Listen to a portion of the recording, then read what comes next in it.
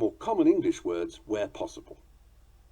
In many-syllabled or polysyllabic words, there will always be at least one accent. Credit, dispose, continue, despair, desperate. Sometimes the stress will change according to the meaning or nature of the word.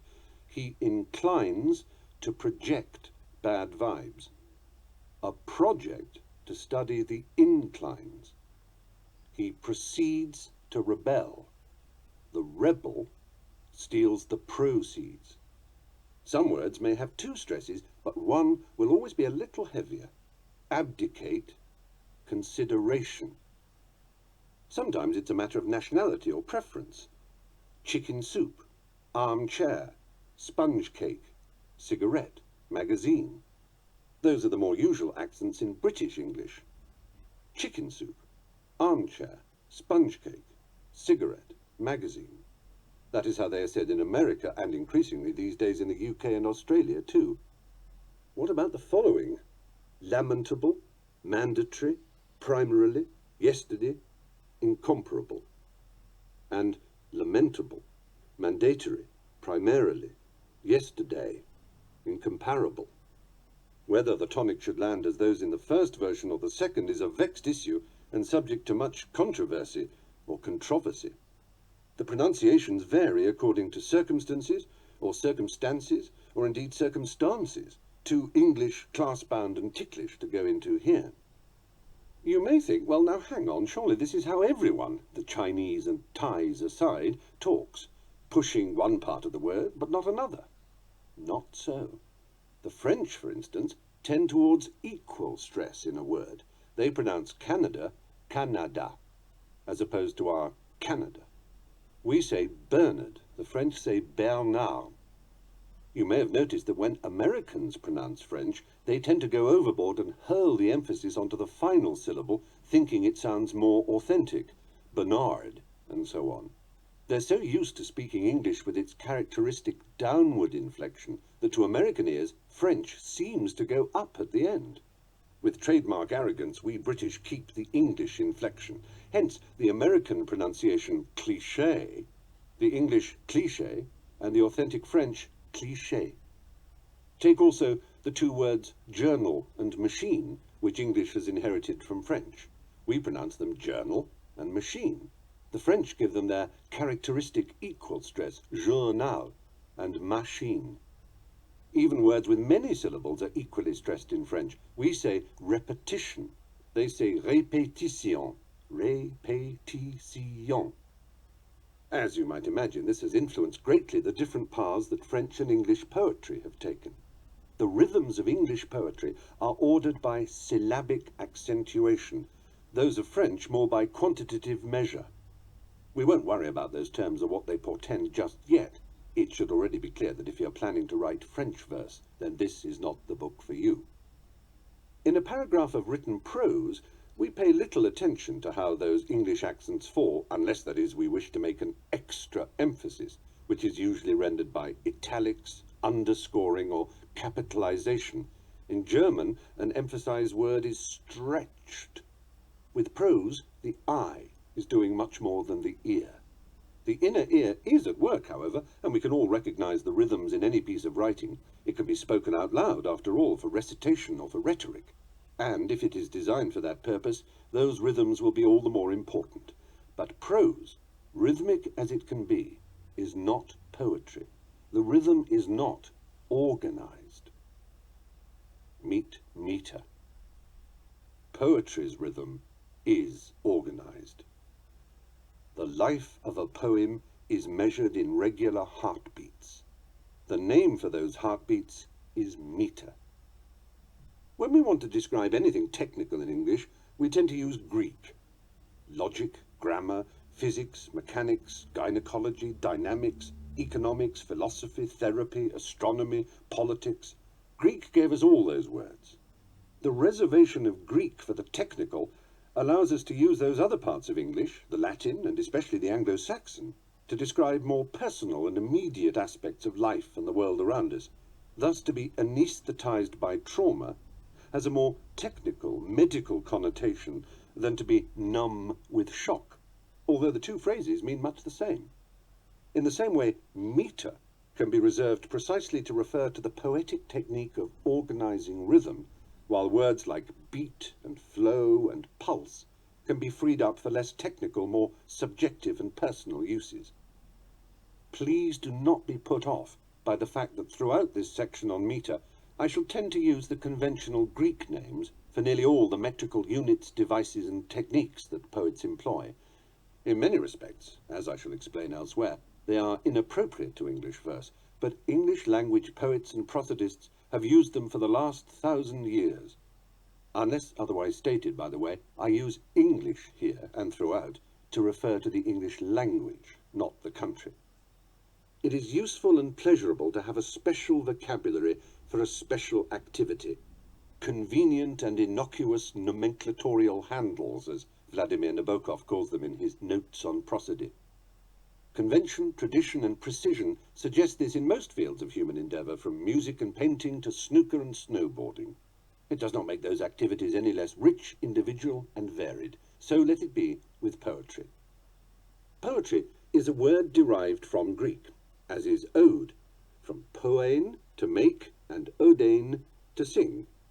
The majority of words we use to describe the anatomy of poems are Greek in origin too. Meter, from metron, is simply the Greek for measure, as in metronome, kilometre, biometric, and so on. In the beginning, my old cello teacher used to say, was rhythm. Rhythm is simply the Greek for flow. We get our word diarrhea from the same source, as it happens. We know what rhythm is in music. We can clap our hands or tap our feet to its beat. In poetry, it's much the same. Tit-tum, tit-tum, tit-tum, tit-tum, tit-tum.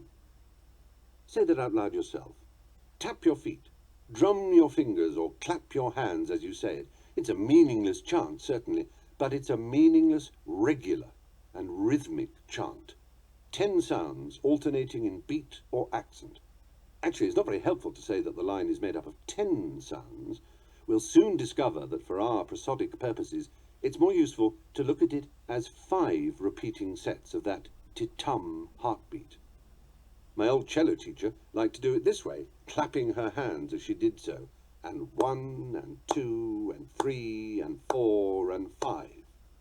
In music, that would be 5 bars, or 5 measures if you're American. In poetry, such a bar or measure is called a foot. 5 feet marching in rhythm. If the foot is the heartbeat, the meter can best be described as the readout or cardiogram trace. Tit-tum, tit-tum, tit-tum, tit-tum, tit-tum. Let's give the meter meaning by substituting words. He bangs the drum and makes a dreadful noise. The line consists of 5 tit-tum feet. He bangs the drum and makes a dreadful noise. It's a line of 10 syllables, decasyllabic. He bangs the drum and makes a dreadful noise. 10 syllables, where in this meter the accent always falls on the even-numbered beat. Notice, though, that there aren't 10 words in this example, there are only 9. That's because dreadful has 2 syllables. Bangs, drum, makes, dread, and noise are those even-numbered accented words and syllable here. Some metrists would call he, the, and full depressions. Other words to describe a non-stressed syllable are slack, scud, and weak.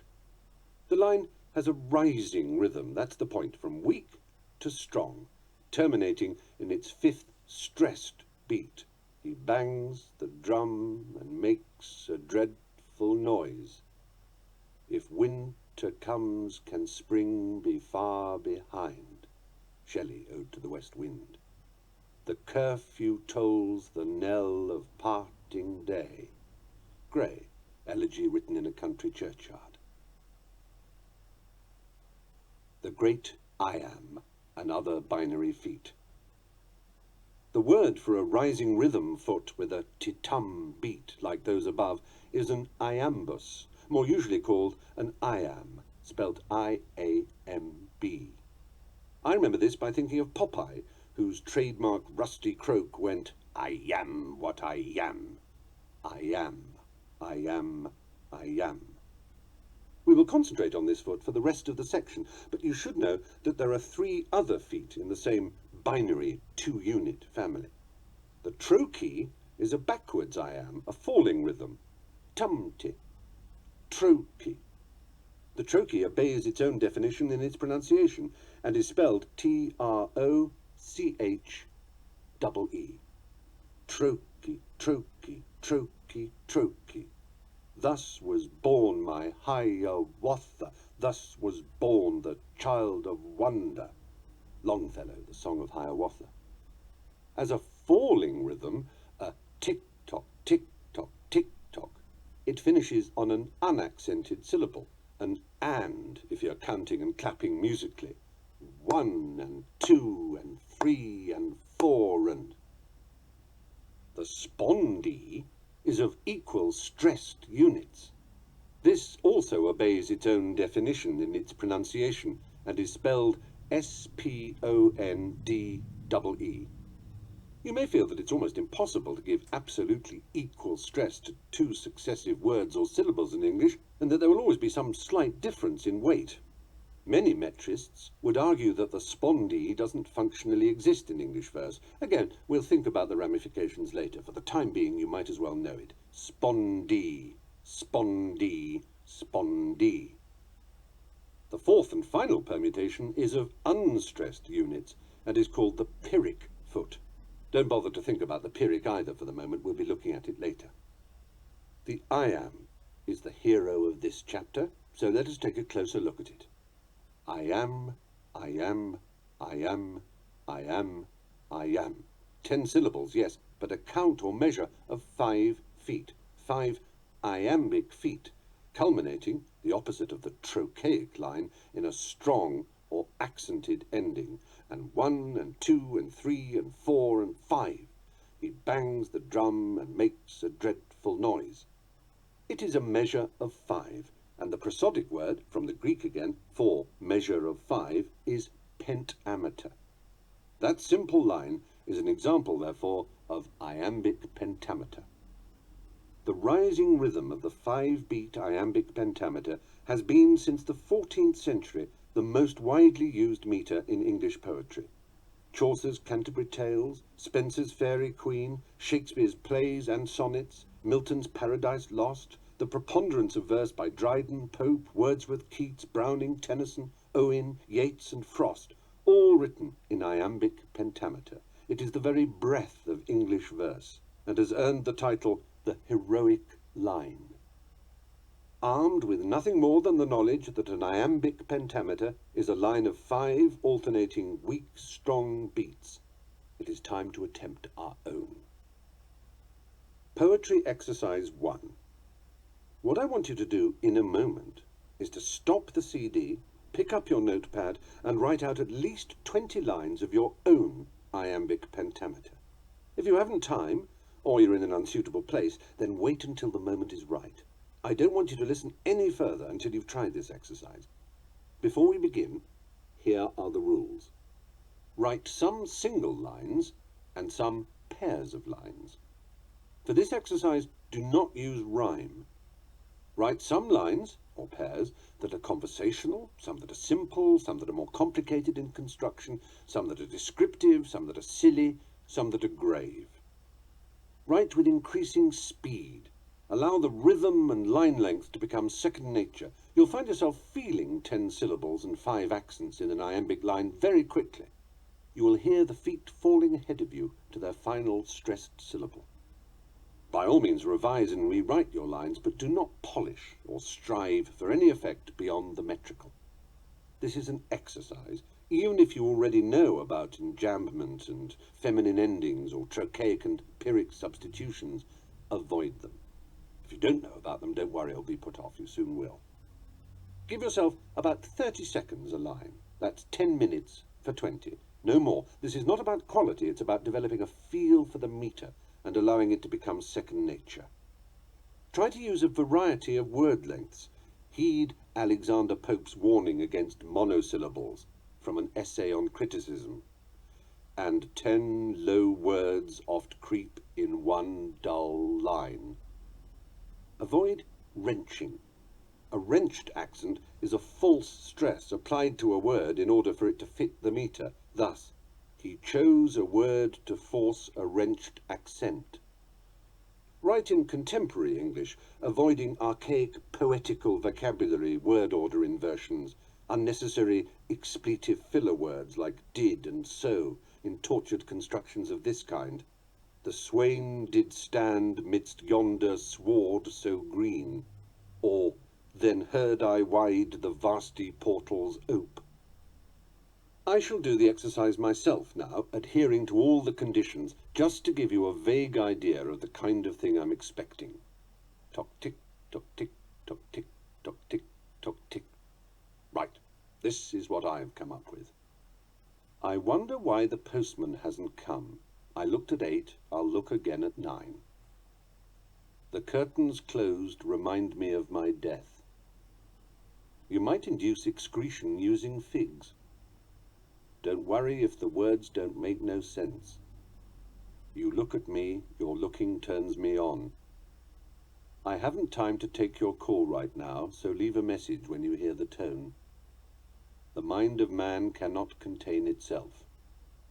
Some people eat like pigs and some like birds. Some eat like horses nosing in a trough. I write the line and feel the meter flow. There's nothing you can say to ease my pain. You can't explain the beauty of a desk, that rightness ink and paper seem to breathe. The needs of many far outweigh our own. Oh, Christ, I hate the way you do your hair. Expect you feel the same about my tie. Your sharpness rips my paper heart in two. I've been and gone and done a stupid thing. I hope that gives you the confidence to see that this exercise isn't about quality, poetic vision, or verbal mastery. Your turn now. It's time to make your meter.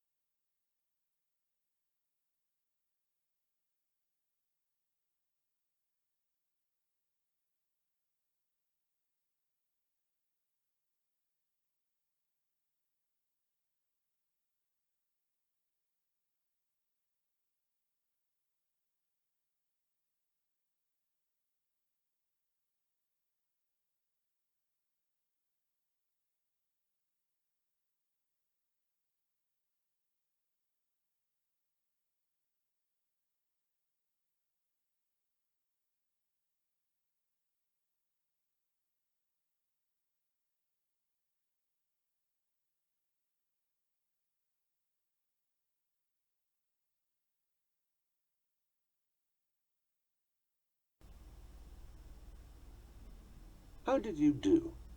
Did you get any feeling that crude, elementary, nonsensical, and bizarre as some of the lines you've written may be, they nonetheless hint at that thing we call poetry? That nothing more than the simplest use of the simplest meter suggested to you a way of expressing thoughts, stories, reflections, ideas, and passions that ordinary speech or prose could never offer. Above all, that writing in strict meter doesn't result in stiff, formal, or old-fashioned English. I would recommend doing that exercise whenever you can. It's like performing scales on your piano or sketching sugar bowls and wine glasses for practice. You just get better and better and better as the extraordinary possibilities of this most basic form begin to open up. Nothing more than taking a line for a walk. That is how the artist Paul Klee described drawing. It can be much the same with poetry. For the next few days, take lots of iambs for a walk and see where their feet lead you. With notebook in hand and a world of people, nature, thoughts, news and feelings to be compressed into iambic pentameter, you are taking your first poetic steps. End stopping, enjambment, caesura, weak endings, trochaic and pyrrhic substitutions. In our first exercise, we had a go at producing our own fragments of iambic pentameter. I haven't time to take your call right now, so leave a message when you hear the tone. In that example, each line contains a single thought that finishes with the line. This is called end stopping. I haven't time to take your call right now. The iambic pentameter would be a dull dog indeed if that was all it could do. Here is a couplet from Wilfred Owen where the meaning doesn't stop with the line, but runs on through to the next. If you could hear at every jolt the blood come gargling from the froth-corrupted lungs. No end stopping there. The term used to describe such a running on is enjambment, from the French enjamber, to stride, literally to get one's leg over. His mother was a learned lady, famed for every branch of every science known. Byron, Don Juan, Canto 1:10. So threatened he, but Satan to no threats gave heed, but waxing more in rage replied. Milton, Paradise Lost, Book 4. Listen again to those last two examples. Not only do they feature these run-ons or enjambments which allow a sense of continual flow, they also contain pauses which break up that flow. In the examples I've given, it happens that these pauses are expressed by commas that serve the office of a breath or change of gear. His mother was a learned lady, famed for every branch of every science known. So threatened he, but Satan to no threats gave heed, but waxing more in rage replied. The name for such a pause or break is a caesura, from the Latin caedere caesum, to cut, hence too possibly Caesarean section, though some argue that this is named after Julius Caesar, who was delivered that way. Others claim that this was why Julius was called Caesar in the first place, because he was from his mother's womb untimely ripped. We needn't worry about that either. Caesuras don't by any means have to lead on to an enjambment as in the two examples above, however. You can have a caesura in an end-stopped line. The woods decay. The woods decay and fall. St. Agnes' Eve. Ah, bitter chill it was. And, spite of pride, in erring reason's spite, one truth is clear, whatever is right. Not every comma will signal a caesura. Consider this pair of lines from Paradise Lost. Their wandering course, comma, now high, comma, now low, comma, then hid, progressive, comma, retrograde, comma, or standing still. Only the first comma of the first line is a caesura. Their wandering course, now high, now low, then hid, progressive, retrograde, or standing still. Commas in lists, serial commas and Oxford commas as grammarians would call them, a now archaic usage of commas placing them before conjunctions like and, with, and or, do not usually herald a caesura, though some might argue that the second comma of the second line could betoken the small pause or breath that defines a caesura, their wandering course, now high, now low, then hid, progressive retrograde, or standing still. How can a scrutiny of such minuscule nuances possibly help you in your writing of poetry? Well, you wait until exercise 2. I confidently predict that you will astonish yourself. The fact is, enjambment and caesura, these two, what shall we call them, techniques, effects, tricks, devices, tools, however we describe them, they are crucial liberators of the iambic line. They either extend or break the flow, allowing the rhythms and hesitations of human breath, thought, and speech to enliven and enrich the verse. They are absolutely not a failure to obey the rules of pentameter. Let's hear the Byron and the Milton again. His mother was a learned lady, famed for every branch of every science known. So threatened he, but Satan to no threats gave heed, but waxing more in rage replied. You might be tempted to believe that for the sake of sense, the lines should end where the commas are. His mother was a learned lady, comma, famed for every branch of every science known. So threatened he, comma, but Satan to no threats gave heed, comma, but waxing more in rage replied. And Wilfred Owen's 2 lines could become 1. If you could hear at every jolt the blood come gargling from the froth-corrupted lungs. This arrangement would enable us to end stop in our heads or out loud as we read the verse. Surely that's a better way of organizing things. That's the sense, after all, so why not therefore break the lines accordingly? This is the 21st century, isn't it? No, damn you, no. 1,000 times no. The organizing principle behind the verse is not the sense, but the meter. Meter is the primary rhythm, the organized background against which the secondary rhythms of sense and feeling are played out. This is a crucial point. You may think that the idea of feeling and thought being subservient to meter is a loopy one. Why should poets build themselves a prison? If they've got something to say, why don't they get on and say it in the most direct manner possible? Well, painters paint within a canvas, and composers within a structure. It is often the feeling of the human spirit trying to break free of constrictions that gives art its power and its correspondence to our lives, hedged in as ours are by laws and restrictions imposed both from within and without.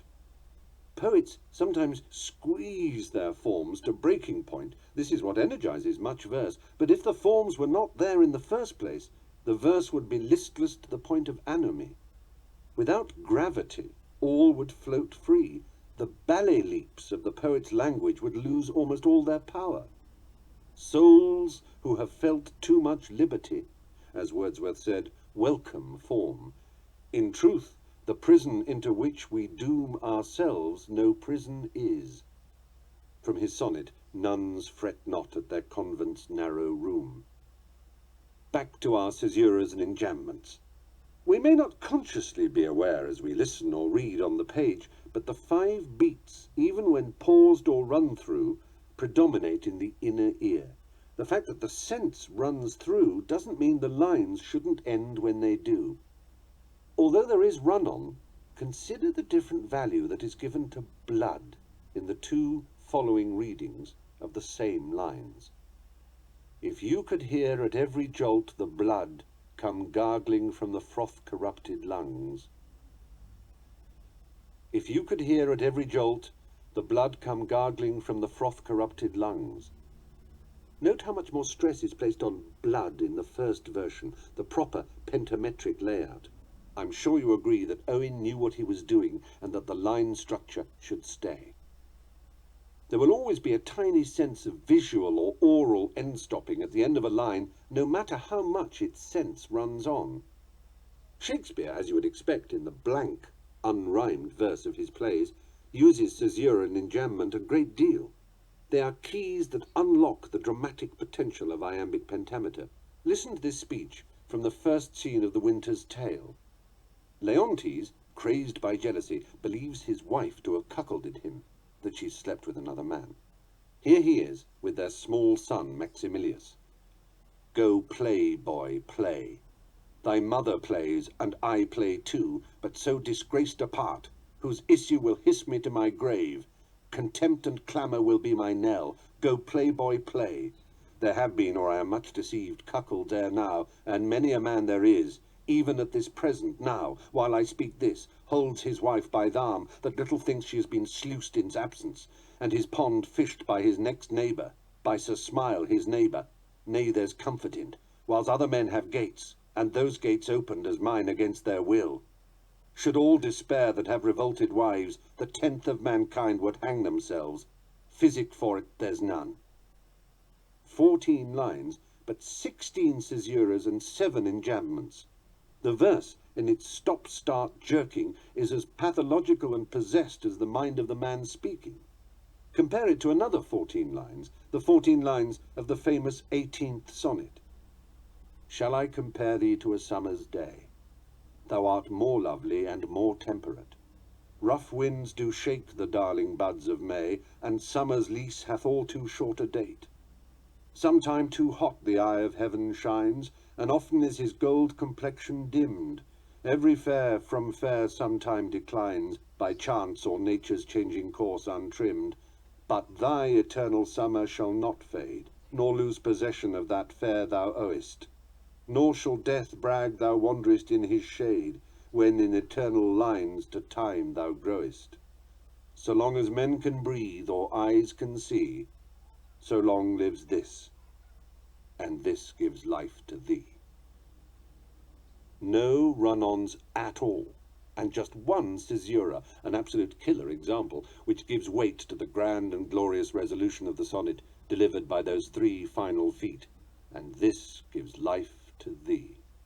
The perfectly end-stopped verse, unbroken by caesura up until that point, perfectly reflects a sense of assurance, just as the broken spasmodic breaks and runs of Leontes' ravings perfectly reflect the opposite, a crazed and unstable state of mind. Macbeth, in Act 1, Scene 7, considering whether or not to kill Duncan and grasp his destiny, is in something of a dither too. I have no spur to prick the sides of my intent, but only vaulting ambition, which o'erleaps itself and falls on the other. How now, what news? How insupportably dull and lifeless dramatic verse would be if made up only of end-stopped lines. How imponderably perfect a poem can be if it is all end-stopped. I should mention here that in performance many Shakespearean actors will give a vocal and often almost imperceptible end-stop to a line, even when there is clear run-on in its sense.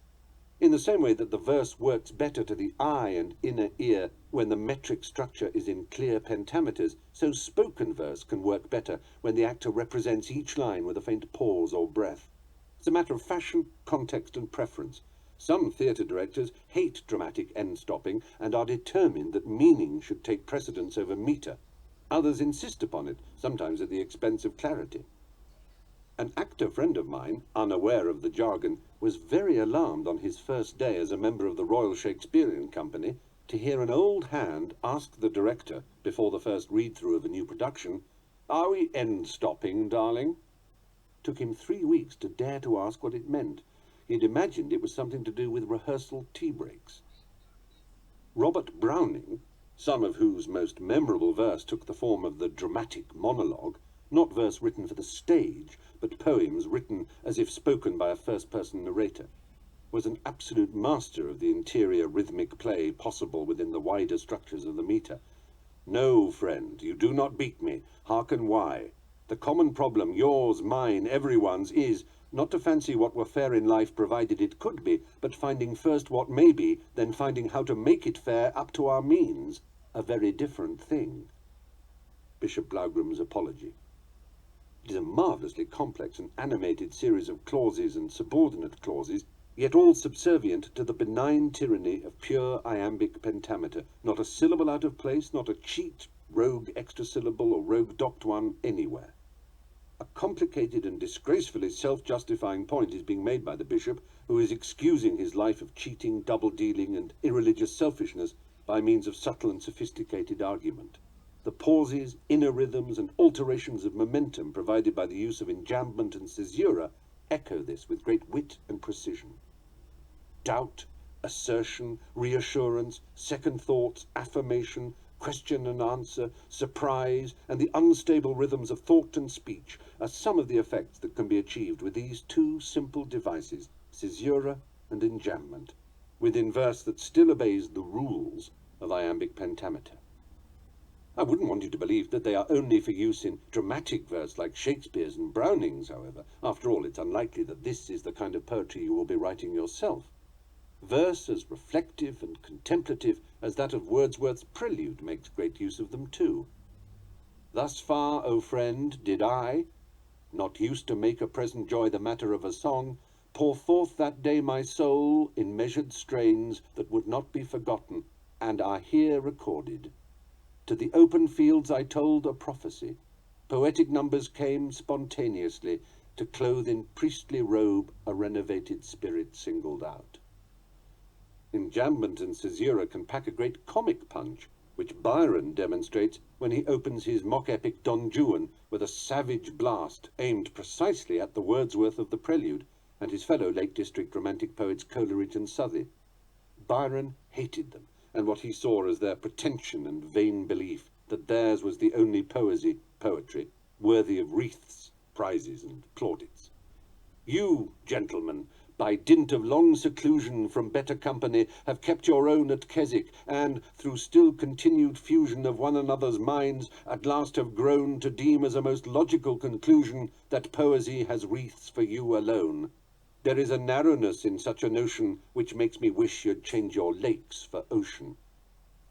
I am sure you have now got the point that pausing and running on are an invaluable adjunct to the basic pentametric line. I've taken a long time over this because I think these two devices exemplify the crucial point that adherence to meter does not militate against naturalness. Indeed, it is one of the paradoxes of art that structure, form, and convention liberate the artist, whereas openness and complete freedom can be seen as a kind of tyranny. Mankind can live free in a society hemmed in by laws, but we have yet to find a historical example of mankind living free in lawless anarchy. As Auden suggested in his analogy of Robinson Crusoe, some poets might be able to live outside convention and rules, but most of us make a hash of it. It's time to try your own. This exercise really is fun. Don't be scared off by its conditions. I'll take you through it all myself to show you what is required and how simple it is. Poetry Exercise 2. Write 5 pairs of blank, i.e. non-rhyming, iambic pentameter, in which the first line of each pair is end-stopped, and there are no caesuras. Now write 5 pairs with, give or take, the same meaning in which there is enjambment. Make sure that each new pair also contains at least 2 caesuras. To make it easier, I will give you a specific subject for all 5 pairs. 1. Precisely what you see and hear outside your window. 2. Precisely what you'd like to eat right this minute. 3. Precisely what you last remember dreaming about. 4. Precisely what uncompleted chores are niggling at you. 5. Precisely what you hate about your body. Once again, I've had a pitiful go myself to give you an idea of what I mean. Here they are, first with, then without caesura or enjambment. 1. Outside the window. I hear the traffic passing by my house, while overhead the blackbirds build their nests. The song of cars, so like the roar the sea can sing, has drowned the nesting blackbird's call. 2. What I'd like to eat. I'd really like some biscuits I can dunk. Unsalted crisps would fill a gap as well. Some biscuits dunked, but quick in sudden stabs like beaks. Oh, crisps as well. Unsalted, please. 3. A recent dream. I dreamt an airport man had lost my bags and all my trousers ended up in Spain. Security buffoons, you sent my strides to Spain and all my bags to God knows where. 4 pesky tasks overdue. I need to tidy up my papers now, and several ashtrays overflow with butts. My papers seethe. Now all my writing desk erupts. Volcanic mountains cough their ash. 5. My body. Too many chins and such a crooked nose. Long flabby legs and rather stupid hair. 3 flobbing chins are bad, but worse, a bent and foolish nose. Long legs, fat thighs, mad hair. These are only a guide. Now pick up your pencil and pad and have a go yourself. Use the same titles for your couplets that I did for mine. The key is to find a way of breaking the lines, then running on to make the enjambment. It doesn't have to be elegant, sensible, or clever. Mine aren't, though I will say that the very nature of the exercise forces you, whether you intend it or not, to concentrate the sense and movement of the phrasing in a way that at least gestures towards that distillation and compactness that marks out real poetry.